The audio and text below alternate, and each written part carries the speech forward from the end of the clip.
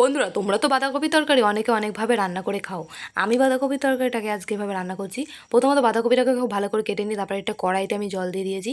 তারপর কেটে রাখা বাঁধাকপি কুচিটা আর একটু আলু কুচিটা আমি দিয়ে দিয়েছি জলের মধ্যে। নুন দিয়ে বাঁধাকপিটা আমি সেদ্ধ বসিয়ে দিয়েছি।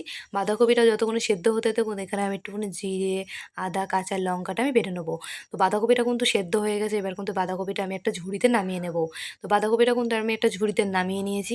বাঁধাকপির জলটা খুব ভালো করে ঝরে গেছে।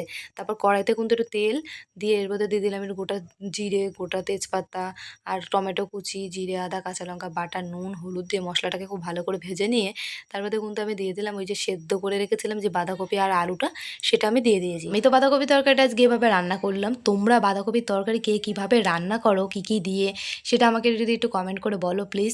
তাহলে কিন্তু আমি আবারও বাঁধাকপির তরকারি রান্না করব তোমাদের কথা মতো। আর তোমাদের কথা মতো বাঁধাকপিতে রান্না করে আমার খেয়ে কেমন লাগলো সেটা কিন্তু আমি পরের দিন ভিডিওতে তোমাদেরকে বলবো।